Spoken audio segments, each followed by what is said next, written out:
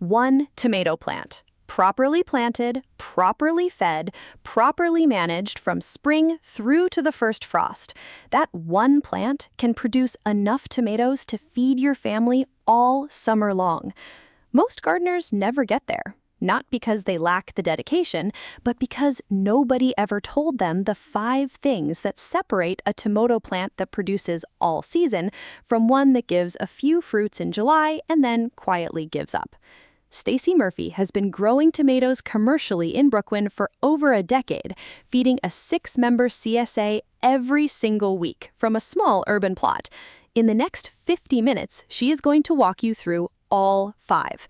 How deep to plant your tomato so the root system never holds it back. How to feed the soil so the plant can reach everything it needs. What to do when it suddenly stops fruiting mid-season. How to fix blossom and rot before it takes your whole crop. And how to squeeze every last tomato from the vine before the first frost ends everything. This is the complete guide. Watch it once and your tomatoes will never be the same. We start at the very beginning, with the moment you put the plant in the ground. In this first section, Stacey is answering a question from one of her students about transplant depth. She opens with the general rule that applies to almost every vegetable you will ever plant. Then she works through the exceptions, and one of them is the tomato, which gets planted in a way that surprises most gardeners the first time they hear it. If you have been planting your tomatoes at the same depth as everything else, this section is going to change what you do on planting day. About transplanting depth. So her big question was, should the root ball level or be level? I'm sorry, I'll say that one more time. Should the root ball be level or below the soil line for transplants? So do you push soil on top of the root ball or do you leave it level? So the answer is it kind of depends. And let's go through a couple of categories of plants to understand when you might want it to be level and when you might want it to be below. So this here is in the cabbage family, and we'll talk about that in just one moment. So for most of the plants, they will benefit from the cotyledon being underground, and we talked about why that is in the plant module. And so here you see 2 plants, and in one case, the cotyledon is below the soil line and one is above. Now, I wanted to add another image here, and I don't see it in my slide, and I apologize. There's a really beautiful image, well, it's a sad image, in the John Jevons How to Grow More Vegetables book, where they show what happens to the plant on the right as it grows. So as it grows, the stem is very soft and fragile below that cotyledon. So what happens if you plant the cotyledon above ground is that the stem starts to look like an S shape. It actually turns down toward the ground where the cotyledon, it's too soft, and so that part starts to bend down towards the earth, and then the rest of the stem is nice and hardy, and so that part of the stem starts to bend back upward. And now you have this S curve to your plant. And remember, this is your circulatory system of your plant. If it's got any kinks like that, think about how hard it's working to get nutrients and water to the plant. It's just not as healthy. So you want to make sure those cotyledon are below the soil line. And oftentimes what I do is usually before I transplant, the cotyledon have fallen off the transplant for a lot of different varieties, especially if it's in cabbage family, because those crops generally, once they get 5 or 6 leaves on them, the cotyledon just become yellow and kind of fall off on their own, and they're also they're much more flimsy than the true leaves of the plant. So oftentimes I'm planting and the cotyledon isn't even on my transplant. If the cotyledon is still on my transplant, I will oftentimes, instead of burying them underground, because I don't want that leaf matter to decay underground and actually potentially introduce some kind of bacteria to my plant. What I would rather do is very carefully either take a pair of scissors, or if you have sharp fingernails, pinch very, very carefully those cotyledon off the stem without harming the stem, because again, you could introduce some kind of pest or disease wherever there is a nick on the plant. And so you want to just very carefully cut those off. And then I bury up to the first true leaf. I plant all the way up to the first true leaves, and that keeps my stems nice and healthy. So that's the first thing. That's, for most plants, that's what they benefit from. Now, there's a couple of exceptions to this rule where you can actually plant deeper, which is kind of cool. So one of the exceptions is in the tomato family, tomato, eggplant, tomatillos. These are all things that benefit from being planted a little deeper. And the reason why is that the root system, the stem of the plant, and the lower area, it will start to put out even more roots. And so that means the more root system you have, the stronger that plant's going to be more quickly. And so it's going to give you a healthier plant. So oftentimes what people will do with tomato, eggplant, tomatillo, and pepper is they will kind of go diagonally into the ground and drop the plant in and bury the plant. First, what they'll do is they'll take off a couple of the lower leaves, and they will actually take off real lower leaves. So not just the cotyledon, but also a couple of the lower branches. And you want to make sure you have at least 3 upper branches to any of these crops. And then you put the root ball in sideways and kind of bend it upward, and it'll bend on its own when you go to put the soil around it. And then what will happen over time is that photosynthesis will take over, and it'll start to come up vertically from wherever it's emerging from the soil, because it's trying to reach towards the sun, essentially. And the other thing this does for people who are growing in really windy areas, rooftops especially, you can really make sure that the plant has a really hardy footing in the ground. So that's another reason why people do this deep planting for some of these crops that get really tall, especially tomatoes. I mean, tomatoes can get up to 10 feet tall, and you really want them to have that solid footing in the ground. So that's a certain group of plants that like the deep planting. And I've found with my cabbage family crops that I plant them deep as well. You can see here, this is a cabbage family crop, and that lower leaf is a true leaf, and it's pretty much underground. So I often will get a really hardy transplant that has at least 5 leaves. This one has 1, 2, 3, 4, 5, 6, at least 7 leaves. I can't tell what else is in there.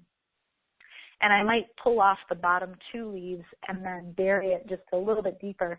And the reason I do that is because if you look up here at this slide one more time, you notice with my kale and my collard that I'm planting them close together. Sometimes they end up with a little skinnier stem than normal, and so I want to give them the best footing that I can, and so I plant those a little bit deep. And then, all right, so we're on that one. And then let's talk about root crops for a minute. So root crops are a little bit different because what's happening, well, first you're direct seeding, so you're not necessarily transplanting a root crop, right? And so what will happen is the cotyledon will grow above ground, and you don't worry, you don't need to then press the crop back into the ground and bury that cotyledon. Just let it root where it is, and what will happen is that the root crop will actually show just a little bit above ground, and that's totally normal. And it also helps you see how big the crop is getting and when it's going to be ready for harvest. So here you can see radishes sticking out of the ground just a little bit, and that's what they should look like. And also with root crops, when you are transplanting, we talked about transplanting beets and transplanting leeks. When you transplant those beets, oftentimes you just have like the cotyledon and maybe 1 or 2 leaves, and you don't want to bury those cotyledon because the plant is so small, you want it to be able to photosynthesize. So with your root crops, I would say leave the cotyledon above ground. Now there's one exception, of course, because there's always an exception in Mother Nature, because there's always biodiversity, right?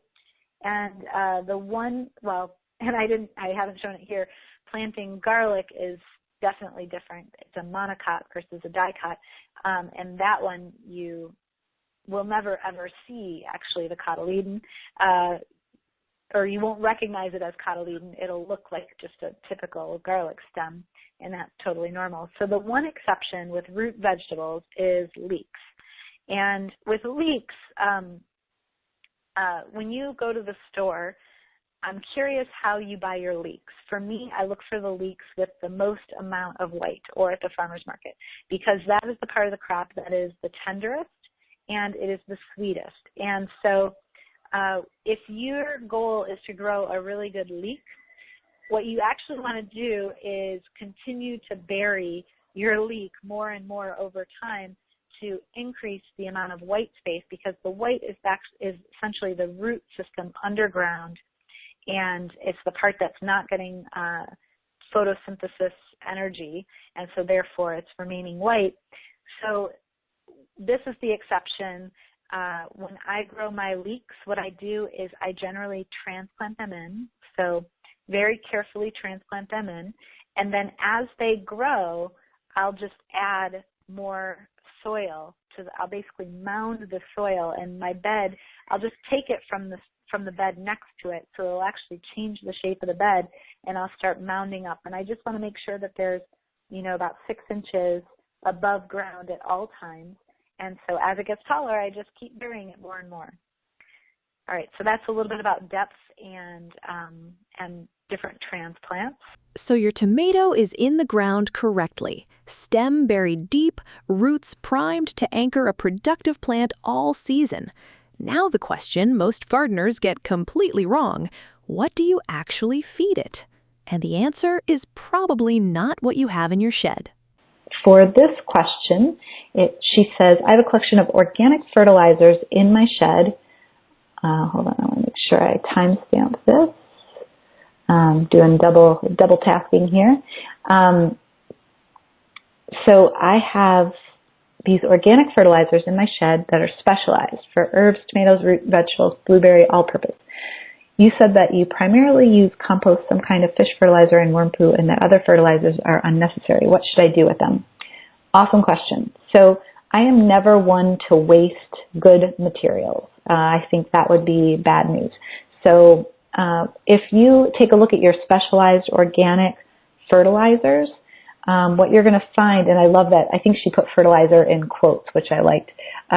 So these specialized fertilizers, typically what they're doing is they're saying, okay, for somebody who's growing just tomatoes, what are the things that tomatoes love? And they're adding those particular fertilizers versus looking at a garden bed and saying, we want to keep the whole garden bed in balance so that any vegetable or herb is going to thrive. So I kind of take the second approach where I don't want to send my soil too far off in any particular direction because I want to be able to grow anything in that bed. So that's why I don't use these specialized fertilizers, but it doesn't mean that they're bad. And if you take a look at this tomato tone, which is an organic specialized fertilizer, what you'll see here is that all the ingredients, yes, are organic, and they are also all things that you recognize. So this was made from feather meal, poultry manure, bone meal, alfalfa meal, green sand, humate, sulfate of potash, and gypsum. These are all organic materials that were put here to provide this different nutrient spectrum. And the other thing to notice here is that the 3, 4, 6 is the NPK values. And it's fairly balanced. It's not like 0, 10, 0. So you're not sending your soil in any particular direction heavily. You're kind of giving it a slow release. All these ingredients are slow release, and they're also fairly well balanced. So these are not bad products by any means. I just like to take a more holistic approach and just give anything in the garden what it needs, regardless of what type of plant it is. So if you want to use these because you spent money on them, I have no issue with that. I think probably that's something that would be a good thing because I would hate to waste things if you spent money on these things. And then the other question is, what's your experience with these products? So if you've used these products in the past and you had great success, then by all means do it again, And then you could also kind of run an experiment and say, all right, well, what happens if I give my soil an overall conditioning with, 2 inches of compost and the basic nutrients it needs, some worm poop, and how well do those tomatoes do versus these ones that have this special feeding. And if you find that the special feeding is valuable, then maybe it's something to continue doing. I'm all about experimentation. I don't think that there is a right way to do everything. I think there's always the spectrum ways of doing things. And the reason that I give the advice I do is that for beginners, it gives them the biggest probability of success. If they feed the soil holistically, any vegetable or herb is going to thrive. It doesn't matter which one it is. So that's why I give the advice I give. But I also recognize that these products are not a bad thing, especially this type, which seems fairly balanced. Your soil is fed. Your plant is growing. And then one day you walk out and notice something has changed. The vines are enormous. The leaves are the darkest green you have ever seen. And there is not a single tomato. This is one of the most common and most misunderstood moments in growing tomatoes, and it almost always comes down to one of 3 things. She said, so basically she took that compost and she added it to her garden where the tomatoes were, and the tomatoes had been producing fruit, and then suddenly they started growing vines, lots of them, instead of tomatoes. Any idea why? Yeah. I have an idea why. So remember, this is possible. This is my theory, but you tell me if this sounds right. So we talked about this, 1 part greens to 2 part browns, that your food scraps, your veggies, and your fruits, those are things that are very nitrogen rich, and the browns are what bring in a lot of carbon. And this rule of thumb, to achieve 25 parts carbon to 1 part nitrogen, you're trying to get more browns, which means that you had a very, very nitrogen-rich fertilizer that you, if it was fully composted, that you put potentially out on your tomatoes. So that's one thing that may have happened. And what happens when you put nitrogen on a plant is that it supports leaf growth first. So she showed us a picture of what that looked like. This is pretty epic. It's pretty beautiful. Looks like a lot of vines all growing together there. And let's see, they started growing out of control. I've thinned barrel loads of vines off these, and they just keep growing. As usual, they stop producing in the heat of the summer. But now that it's fall, the cherry tomatoes have started producing, but not the better boys that did so well in the spring. Okay, so a couple of things that may have happened. So tomatoes, we talked about the nitrogen, and we'll talk more about that in just a second.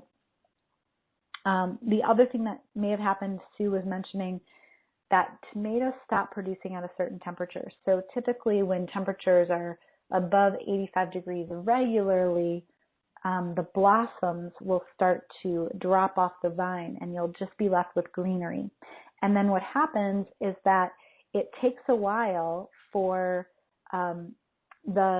let's say now the plant, it starts to get cooler in the fall, and maybe her temperatures have dropped below that line, and now the blossoms aren't dropping. It takes a good 20 to 30 days for blossoms to become green fruit, and then it takes another 20 or 30 days for those green fruit to become ripened, I should say mature green, meaning that they're ready to turn. And it takes even longer for them to fully mature into the red tomato or whatever color we're looking for. So the time that it takes from when the temperatures start to drop below that heat zone to the time when you might get a better boy is probably 2 months, I would say. That would be my guess. So if you experience some really high temperatures, you might start to see those better boys coming in at some point. Now, the thinning of the vines was a good idea. I think that's a great idea. Look for the vines that don't, where maybe the blossoms were dropped off of them. There's no blossoms, no flowers, and just cut them all off. You don't need any of that stuff, right? And so just a quick overview, there are 3 main nutrients in your soil, and then there's a whole host of micronutrients, macronutrients, and trace nutrients. So the three main nutrients that people talk about often are NPK, nitrogen, phosphorus, potassium. So that's when you see a bag at the store and it says like, 30, 0, 0. That would mean it's like 30 parts nitrogen to 0 parts phosphorus to 0 parts potassium.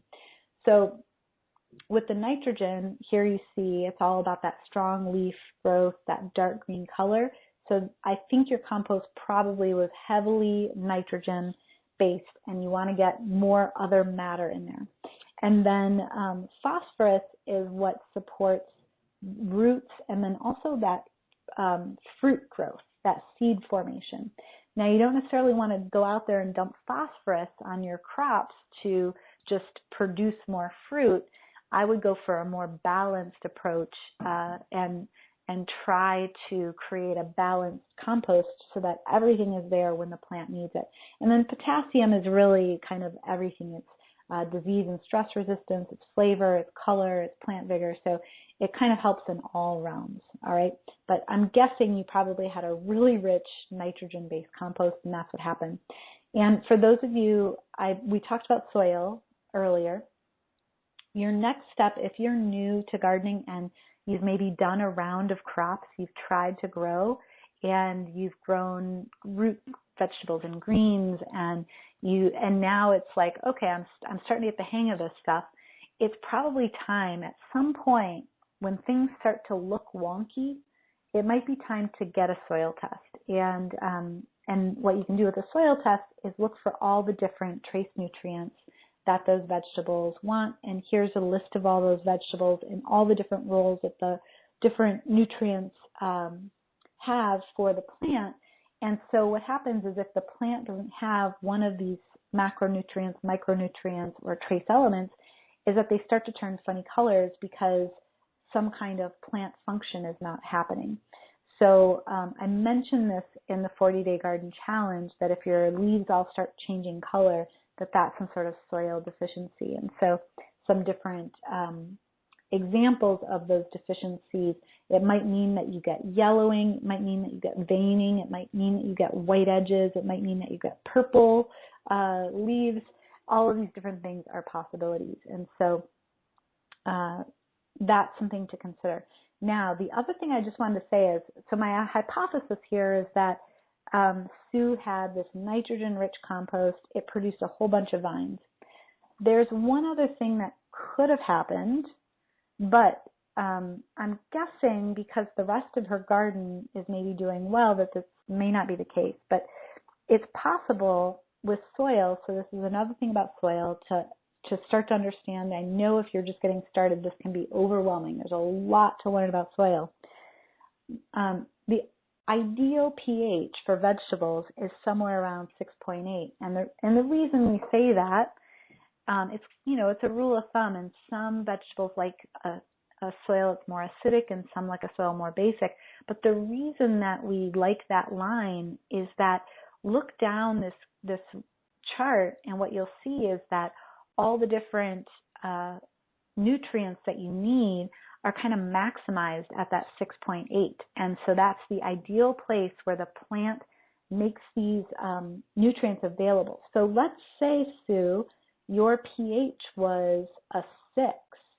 Take a look where that would put you on this chart. I don't have a line that shows it, but it would not, your soil at a low pH would not take up phosphorus the same way. And so if all of your crops were exploding with green and they weren't producing fruit, you might look at your soil pH and say, okay, well, maybe I'm not getting the phosphorus I need.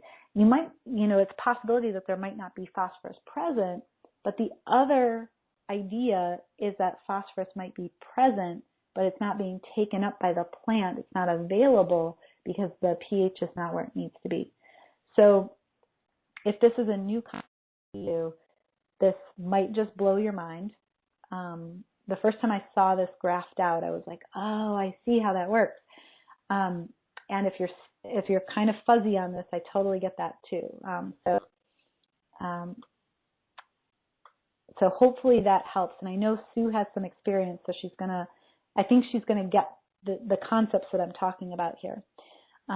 So you might decide, Sue, that it's time for some sort of soil test.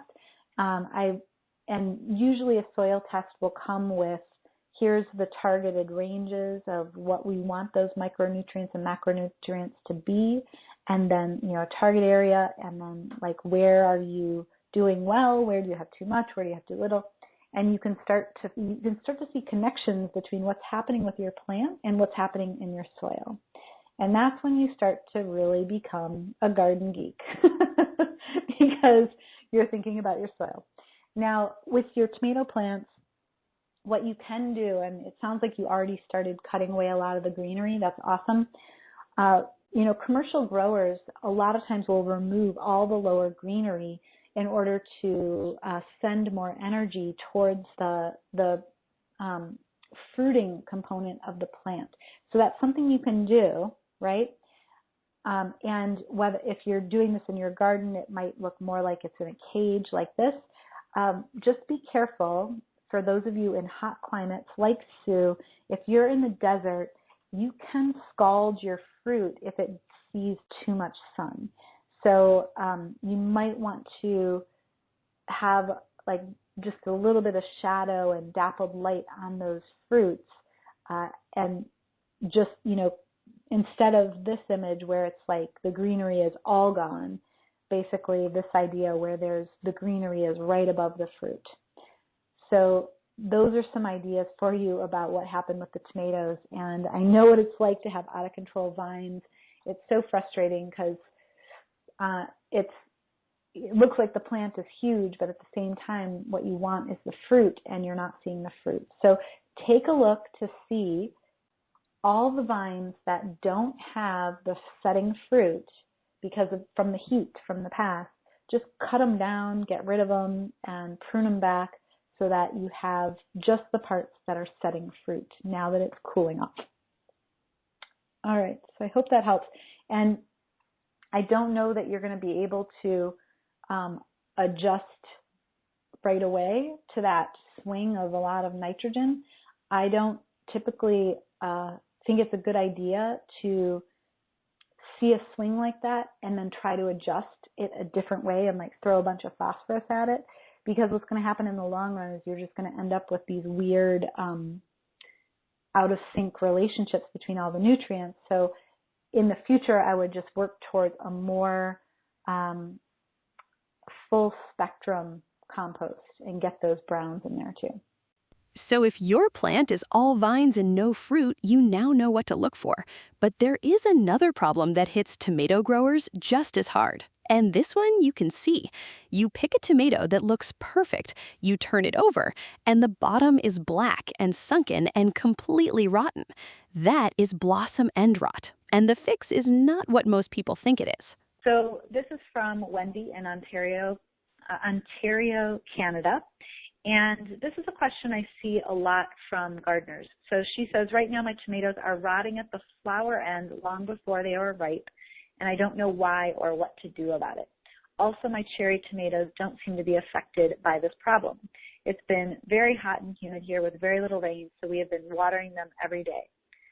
Okay, so Wendy, what's going on with your tomatoes is some people consider it a disease, but it's kind of a deficiency issue. And so I'm guessing that this is what's going on, and this is what's called blossom end rot. And this can happen to tomatoes and to squash plants, actually. I've seen this on squash plants as well in very hot and arid climates where the soil isn't so great. So you'll notice on this tomato, and this particular one up front is red, but there's another one green sort of just behind it with another brown spot on the bottom. So this particular tomato with the red spot on bottom, the reason it's called tomato or blossom end rot is that it is basically the blossom on the bottom end rotting out. And what's going on is, I mentioned it's a deficiency. And so this is actually a calcium deficiency in those tomato plants. So there's a couple things in your question that lead me to believe that this is what it is and not something else. And so I'll tell you what those things are. And if you have a follow-up question, there's another call so you can follow up. So what leads me to believe it's this is that you said it's on the flower end. And so here you see at the bottom of this red fruit is like the tail end of the flower just about to fall off. So this is that blossom end rot that we're talking about. Now, if you had said that it was rotting from the side or from the top or from the plant stem or some other component, I might say that you had some other disease, some other kind of fungal disease. But in this case, because you said it's on the bottom end, that I believe it's this blossom end rot. So this is a calcium deficiency, which is what I said earlier. And so the question is, why do you have a calcium deficiency? And this could happen for multiple reasons. One is this happens very often with people growing in containers, and they don't necessarily put in very good potting mix, let's say, and they don't have the nutrients available to grow those tomatoes. Or the other possibility with that calcium deficiency is that people with containers, sometimes they over-fertilize. And sometimes if you have too much nitrogen that comes from an ammonia source, and I'm thinking of people who fertilize with a lot of chicken manure or rabbit manure, and that's something that a lot of people do with their tomatoes. Sometimes what happens is there is so much fertilizer that it alters the plant's ability to take up calcium. So that's another reason why you could have a calcium deficiency. So you might have calcium in the soil, but the plant's not taking it up. So that's one reason. Another reason is very common is that calcium is just not present, right? So I'm going to show you what to do about that in just a moment. Another reason a plant might not take calcium up is that the soil pH determines what nutrients are available to that plant. And so typically if soil is too acidic, the pH is too low, then the plant has a hard time taking up calcium. So that's something that you can do a little test, a little litmus test in your garden, and you can see if that's the case. And then sometimes what happens is with water fluctuations, with not enough water, and this might be your case, when the plant is getting not enough water, let's say it's going through drought conditions, the water is what helps to uptake nutrients into the plant. And so the calcium deficiency is that basically the water is not coming up the plant often enough to bring calcium. So I hope that makes sense. So that's the first couple questions to ask yourself. And so the way you can tell which one of these things are you? Is calcium present? Is your soil pH too low? Do you have too many water fluctuations? Is there too much fertilizer? You have to kind of figure out what your system is and which one is most likely to be the case.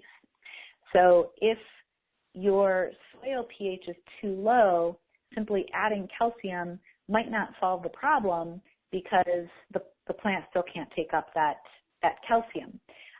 If you have calcium in the soil and you're just underwatering, the extra water might be able to bring that calcium up the plant. And if you know that you've planted a lot of very rich ammonia-based nitrogen fertilizer like a chicken manure on your garden, then that you might know that that's the case, that it's too much fertilizer and that's binding up the calcium. So once you know which one you are, then it helps to determine what's going on. And in your case, I think what I would do, because you said I believe you said that there was some water. It's been hot and humid here with very little rain.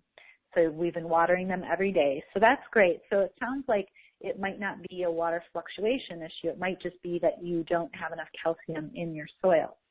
So the way to add calcium seems pretty intuitive, but there's an extra little trick that'll help you get that calcium into the soil quickly.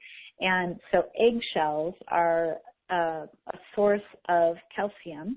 And here is the name of a video on YouTube. If you want to look up this video, I don't have the link shown on the screen, but how to prepare eggshells for use in the garden. And so this video, what I love about this person's video is that they talk about not only crushing the eggshells. So a lot of people, what they'll do is they'll take their eggshells, and you want to make sure that you sterilize those eggshells because after you crack open an egg, there's all that kind of slimy inside parts of the egg. And when you eat that part of the egg, sometimes there's a residue left on the inside of that eggshell. You want to rinse that out, and that sometimes can be home to pathogens. And so you want to make sure there's no pathogens that are going to go back into your garden. So what I would recommend doing is sterilizing those eggs, and you can put them in the oven about 170 degrees Fahrenheit. And I think he recommends 180 in this video. So at about 160 degrees Fahrenheit, pathogens die off. And so by cooking these, you can basically sterilizing them, you can kill off some of that bacteria. And then basically you want to crush it and pulverize it down to like a fine dust. And the bin, so there's the bin of eggshells, the big eggshells on the right-hand side of the screen. Just above that is a little dish with white dust in it. That's how finely he's grinding his eggshells, and he's grinding them using a coffee grinder. So what that does is it provides more surface area for that calcium to enter the plants. So really crushing them up. So you could, in theory, put this into your garden soil underneath your tomatoes before you plant them as a preventative measure. And what's going to happen is they're going to decompose over time, and that calcium will become available to your plants. In this video, what's cool is he shows a way to speed up the process of making calcium available in those crushed eggshells. So he shows here that eggshells are calcium carbonate, and so it's not pure calcium. So you've got to figure out a way to separate that calcium from that carbonate. And he offers the solution of 1-to-1 or 1-to-2 ratio of eggshell to vinegar. And he uses white vinegar. He mixes those things together, and there's a little chemical reaction of fizzing, and he lets that happen over time. And then at a certain point, what's happened is that the carbon is more available, or I'm sorry, the calcium is more available for putting directly into your garden soil. Let's say it's middle of your tomato season, and you want to make sure that this gets resolved. So that's one way to get the calcium into your garden really quickly. Like I said, you can put the eggshells, just crush them really, really finely into dust and put them directly into the soil, and that's going to help in the longer term. And if you already have a tomato plant there and you don't have a way to get under the tomato plant with this calcium or with these eggshells, you can kind of dig a little trench in a circle around the tomato and put them in there, and they will kind of leach down. That calcium will leach into the soil, and the root systems will take it up as nutrients. Now, one final note about this. So sometimes if it's the beginning of the growing season, and you said you're in Ontario, Canada, so that would be, we're a little bit into the tomato season, should be, and it depends on where you are when your tomatoes are going to come in. But if it's your first couple tomatoes of the season, it's possible that those will have blossom end rot and that the plant will grow out of that. It'll actually start to metabolize that calcium. So if it's the beginning of the season, then it's possible that it's just your first couple tomatoes that are going to be lost to this. Now, the reason your cherry tomatoes might not be getting this is that different varieties are susceptible or have different susceptibility to the blossom end rot.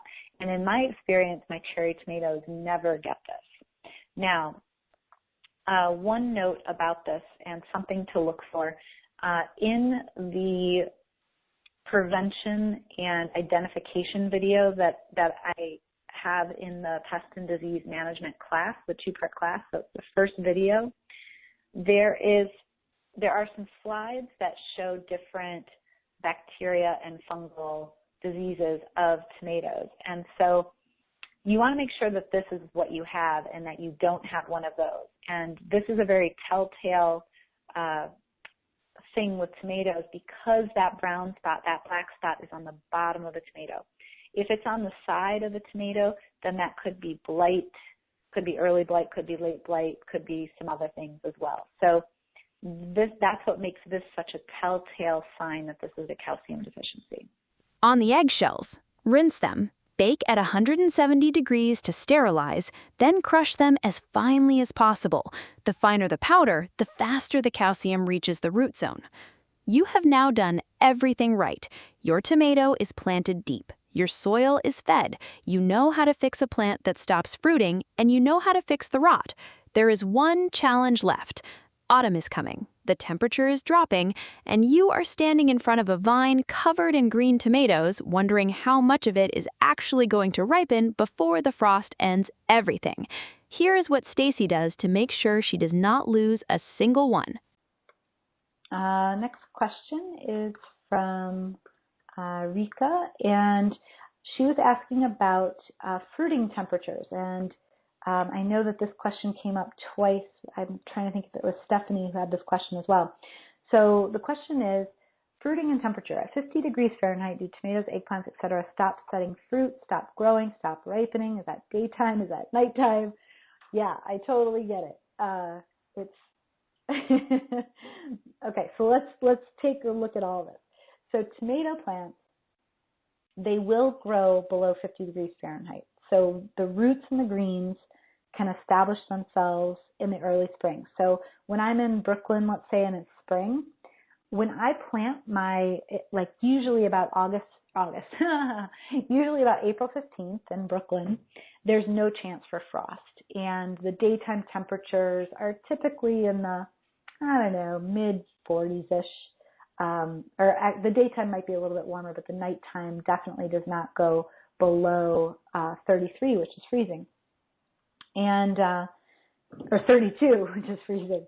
And so what happens is I put them in the ground, and even though they see those colder temperatures, sometimes the nighttime is down to like 40 degrees. So the roots and the greens are still establishing themselves, and they're growing. And then when it hits 50 degrees, basically the plant kind of takes off. And so it gets a little bit of an extra amount of growth. Whereas the fall is different because things are slowing down, which is giving signals to the plant that it's the end of its life cycle. So early cycle and end cycle are different. So tomato plants, they will grow below 50 degrees Fahrenheit. They just don't grow quite as fast, all right? So that's the first thing. Second thing is about those fruits. So blossom drop, which is basically the flowers falling off the plant, that's going to start happening when the nighttime temperatures go below 50. So the daytime temperatures are actually a bit warmer, all right? So if you're experiencing a lot of nights with lower than 50 degrees, what may be happening is that your green fruit is staying on the plant, but your flowers are dropping off. And that's a good thing because you don't want more fruit to form if it's starting to get too cold. You want to force the fruiting to happen of the tomatoes that are there. So that's what the plant's doing. It's like, hey, it's time to pack it up and move it out and ripen all this fruit and drop some seed for the next generation.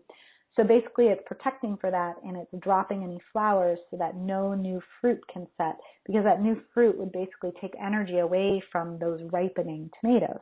All right, so that is with nighttime temperatures below 50 degrees for an extended period of time. It may not happen on the first night it hits 50. You're not going to walk out and see all your flowers drop. But if you're seeing like a couple nights where it's below 50 degrees, you're going to start seeing that your flowers are starting to disappear on you. All right. Blossom drop also happens. Flower dropping happens above 95 degrees, and that's because the pollen grains inside are bursting sometime around if the daytime. That second piece should say nighttime. Nighttime above 75. So if the plant never cools down below 75 degrees, those pollen grains start to burst. And so that's when daytime temperatures are above 95 and nighttime is above 75. This is why it's confusing, because I sometimes say things incorrectly. So I apologize for that. Okay, so that's what blossom drop is. Now, there are cold hardy tomato varieties that can exist below 50 degrees and still do a little bit of blossom setting. The first line here, starting with Early Girl, is a set of hybrids. and a couple of those are things that I grow pretty regularly. The lower row are heirlooms that are cold hardy. So if you're in a region where your growing season is short, you might want to grab cold hardy tomatoes. They're usually also shorter maturing, they mature faster. So let's talk about these temperatures a little bit more. So let's say you have a couple nights below 50 degrees Fahrenheit and you're getting worried about your tomatoes. So your tomatoes will still ripen, but they're going to ripen a little bit more slowly. So first the flowers will drop. And then the tomatoes that are there are going to continue to ripen until basically a freeze hits your plant, all right? So what you can do is you can basically cover your plants with these homemade or store-bought little mini greenhouses if you have just a couple plants, or you can create some sort of structure around your tomatoes. The ones here, these homemade ones on the left, it looks like those were put up in the spring to try to get a head start in the season. So what the plastic is going to do is, number one, it's going to, during the daytime, the temperatures are going to increase inside the plastic. The sun is going to get magnified so that when it cools off at night, it's not going to drop quite as low. Now, the store-bought is going to be much easier to deal with because it has zippers. The homemade ones are like kind of an emergency situation. It's like, oh crap, I have a couple of days, like 7 days of cold temperatures, and then the temperatures are going to get warmer again. What do I do in a hurry? Well, you're not going to have to touch those tomatoes so much, so you could wrap them. Here it's probably wrapped in something like saran wrap, so some sort of plastic that's sturdy, that's going to hold up to the wind. Saran wrap might be a little bit too thin depending on how you use it, so some options. Now, some end of season tricks. So the tomatoes the green tomatoes are on the vine. It's hitting those lower temperatures. Oh, I should mention one more thing. The other thing that you can do to keep your tomato plants warmer is some farmers do this, but it's kind of hard. The reason I didn't share an image of it is that if you didn't set it up initially, it's hard to add later. But what they'll do is they'll put down a plastic mulch over the soil, which keeps the soil warmer. And so what that does is when the soil stays a little bit warmer, the plant stays a little bit warmer. So even if it's like 50 degrees outside, the soil might be more like 60 degrees. And so it gives the tomatoes some extra time. Keep in mind, too, that what's cool is the raised beds sometimes stay a little bit warmer than the in-ground gardens. So if you have raised beds, you might be a couple of degrees warmer as well. Okay, so at the end of the season, here's a couple tricks. So basically what's happening is the weather's getting colder, and once it hits 50, the plant says, okay, it's time to reproduce because it's going to get even, like now we hit 50 and it's going to just keep getting colder, you know? So it wants to send its energy to the fruit that are going to ripen, produce seeds. It's going to drop those seeds and produce the next generation. So you want to kind of force the plant to focus on that if you want to maximize the number of red tomatoes. So the first, or whatever color they are, right? So you can do the process of trying to keep them as warm as possible for as long as possible that we just talked about with some sort of like mini greenhouse. And then if your temperatures in the greenhouse, you can put a little thermometer inside there, and when it starts to go below 50, remember that's daytime temperature 50, so it's pretty significant, right? It happens pretty quickly in the fall. So at that point, what you can do, when it's inside the greenhouse, it's going below 50 regularly, you can trim back all the leaves except for maybe like 5 at the top of the plant, and that's just going to force all the plant's energy into ripening fruit because it's all that there is. The photosynthesis is slowing down. There's not as much daylight, so it's focusing the energy. Once the fruit starts to turn color, you could decide to pick that for indoor ripening and allow the others to ripen, because it's possible that if you let them ripen completely on the vine, that not all of them are going to ripen. So you make the decision. What's more important, that you get the most amount of them ripening, or you get the most delicious red one ripening on the vine, and then maybe you pick any green tomatoes that don't ripen all the way and do something else with them. So you have to kind of choose which direction you're going to go. Because sometimes when a fruit starts to turn color, it will completely ripen indoors. But it doesn't always taste the same as vine ripened. Some people see a difference. So that's why some people leave them on the vine instead of pulling them indoors.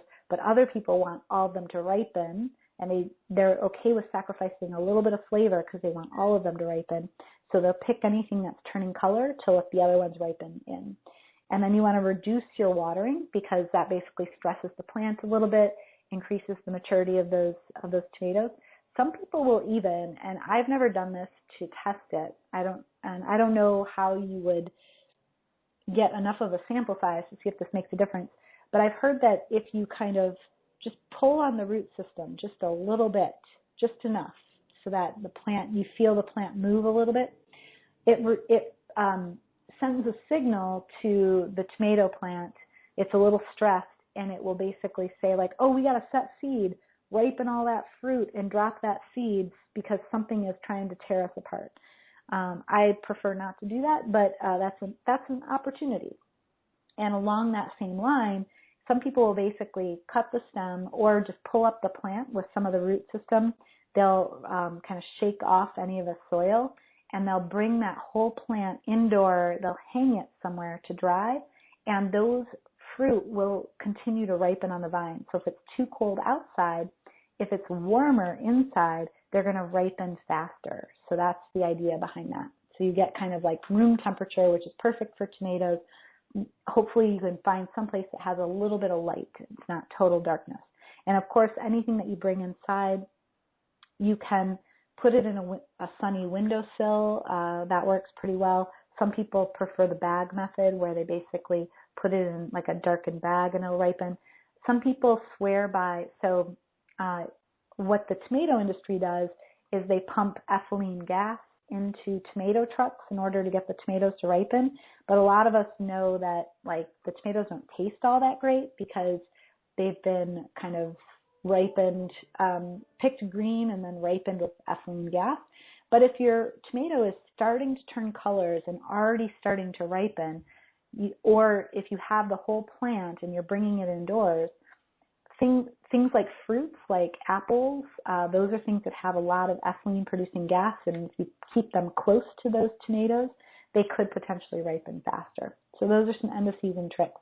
And just some timing to give you a sense of, okay, should I keep the green tomatoes or not, and like what should I pull the whole plant out, or should I wait for things to ripen outside?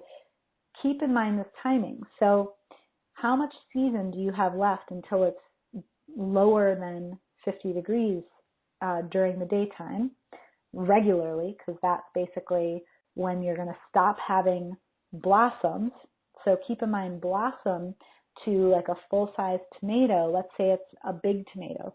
Cherry tomato is a little bit different. It's a little bit shorter, but a kind of a normal-sized tomato, from the time it's a flower to full size, it's about 20 to 30 days. That's pretty significant, right? That's why those flowers fall off when they do. And then it's another 20 to 30 days for that mature green fruit to begin to change color. And then the ripening takes another couple days. It just depends on the variety. So that's what you're up against. So you can kind of look at your fruit and make a decision. Okay, if it's a small, if I have a ton of flowers, and I have a ton of fruit, I might sacrifice the flowers in order to force the maturing process to happen more quickly. If I have a bunch of green tomatoes, and I know they're going to take 20 to 30 days, but it's getting cold outside, maybe I just bring them inside and let them ripen, drying inside, right? So those are some ideas about the timing. And Stephanie had a similar question. She said she has tomatoes in the ground, lots of green tomatoes, slowly ripening, about to get a cold spell, down to 33 degrees Fahrenheit at night, 40 to 50 during the day for a few days. Then temperatures will go up to 40 at night and 67 to 70 and sunny during the day for a few more weeks. I bought a few row cover cloths for the tomatoes and have hoops and plastic to cover the cooler weather crops. So what I would do if I were you is I would probably, you have the covers, I would keep them in the ground and I would put the covers up. And where are we? Let's see. So I would leave them in the ground, and I would basically, oops, that's the next question. I would probably cover them like you're talking about. And it sounds like you have hoops and row cover and plastic. Cool. How do they survive? Yeah, if you had plastic to cover them, I would leave them in the ground for a little bit longer because they're gonna ripen a little bit faster, and it sounds like if you're gonna get 40 at night, 67 to 70 during the day, if you had a cover, that nighttime temperature would still be something like 50 at night. So you're still in that ideal range. So get those covers up. And when you have that cold spell for a few days, as long as they're covered, you might lose your flowers, but that might not be an issue if you have a lot of green tomatoes because you're not going to lose the tomatoes. So that's what I would tell you to do. One tomato plant, planted deep enough to anchor a root system that supports months of production, fed with soil that has everything it needs without a single specialist product, watched closely enough to catch the moment it stops fruiting and fix it before the season is lost, protected from the calcium problem that takes tomatoes before they even color, and managed all the way to the first frost so that not a single green tomato goes to waste. That is what Stacey does. That is what you now know how to do. One plant, one season, a harvest that feeds your family all summer long. If this video helped you, Stacey answers questions like these every week from real growers in the field. Hit subscribe and you will be the first to know when the next one goes up.